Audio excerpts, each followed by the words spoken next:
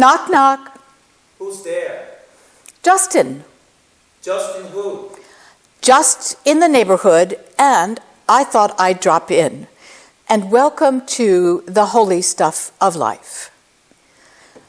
Knock, knock. Who's there? Needle. Needle who? Need a little help getting in the door. Knock, knock. Who's there? Dozen. Doesn't who? Doesn't anybody want to let me in? So, my name is Heather Murray Elkins, and we are obviously in the middle of a conversation about doors. Knock, knock. Who's there? Jesus. Jesus who? Oh, really good question. Welcome to systematic theology here in the forest. This conversation about doors is being crafted in relationship to a meeting that's just beginning for the United Methodists. It's called Our General Conference. And it's in some way a response to a wonderful motto that was, in fact, developed by an ad company.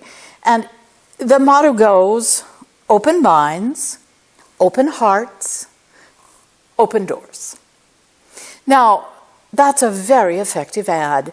In fact, it's so effective, there are those who want to remove it because it's beginning to influence how people look at the question of membership.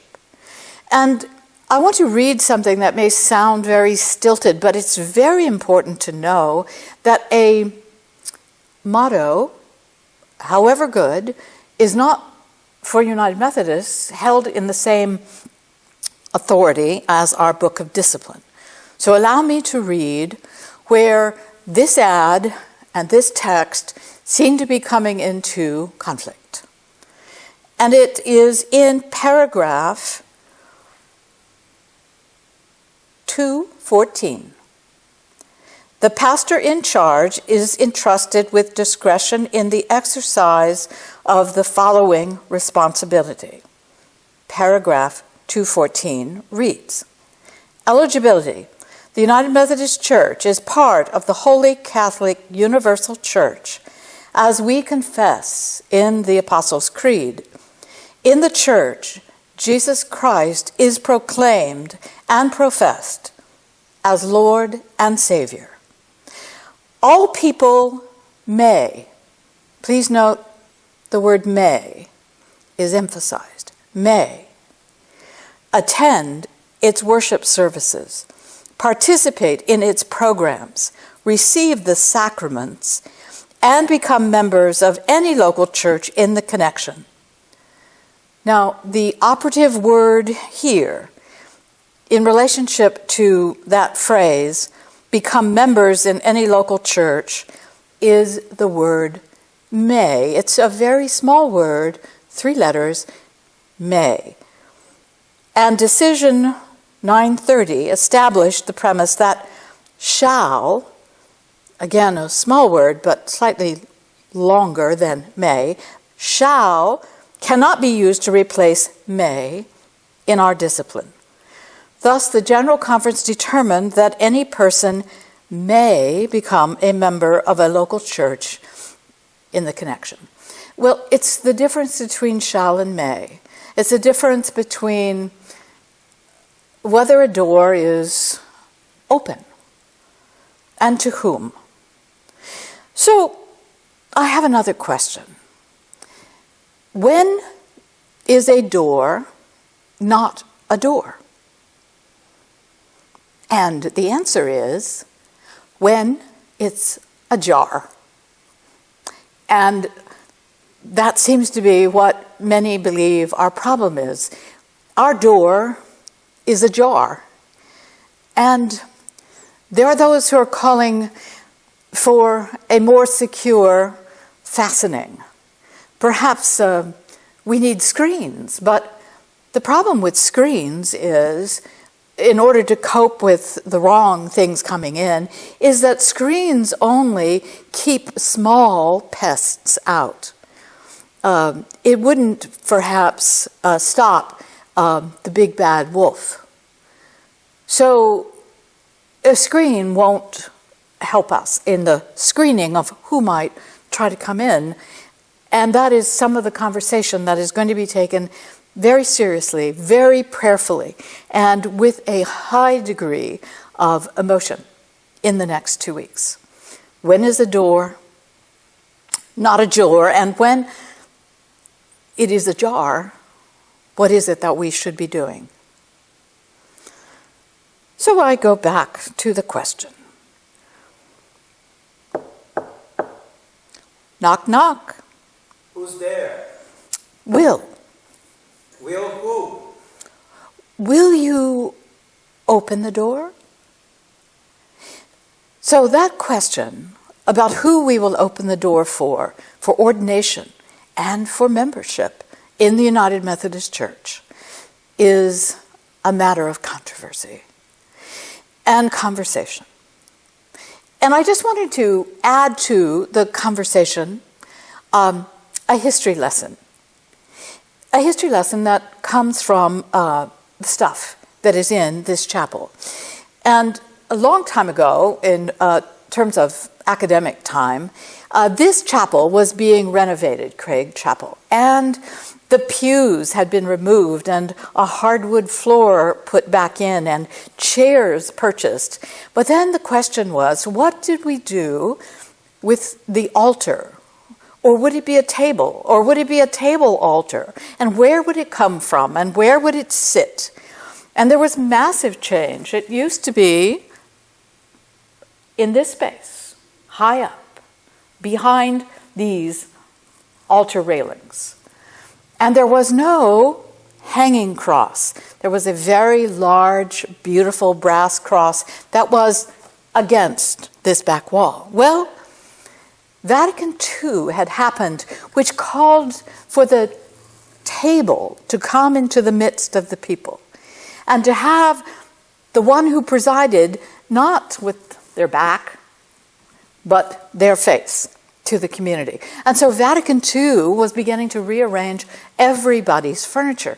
And it happened here at Drew. And it happened because there was a wonderful liturgical studies scholar named Patrick Ellis, who was Roman Catholic. And he had the gift for knowing how to help us remember into the future and what sacramental stuff looks like. So he went to the attic of this chapel, and across the beams of this attic were these beautiful old wooden oak doors that used to close off the back of this chapel for small gathering areas. And they had been up there probably 75, 80 years. He took those down from the rafters and, well, the only word is transformed them, those old doors, into a table where our lives are altered, where they are lifted up for holy use. So this altar table and this cross were made out of doors, old doors, because Patrick said, he was so very wise, that when you want to bring something new, you have to go back to the sources. It was an ad fontes, the idea of going back to the source, go back to the doors that were original in this building, and make then the future and the new out of what has gone before. So this altar table, this cross, they're made of doors. Doors that once opened and closed to enable community to worship. And as this was completed, as the cross was hung, Patrick stood at this table with his partner, Mitchell Bond, and shared a secret about these doors, a not so secret. When I asked him, why doors?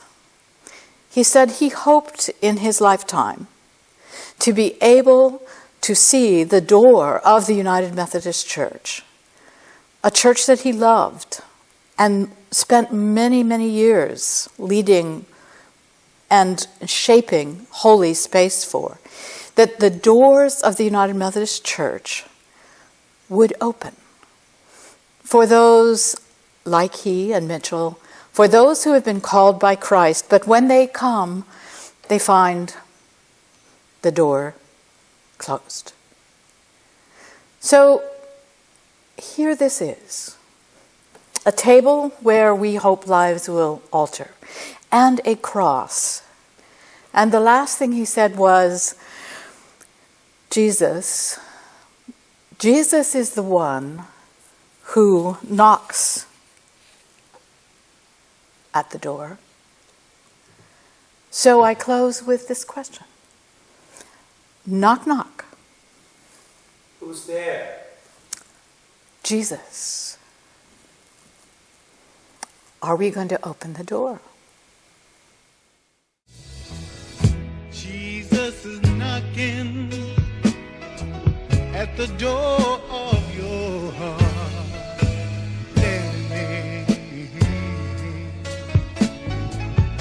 Let him in. Jesus is knocking at the door of your heart. Let him in. He will be your friend if you just let him in.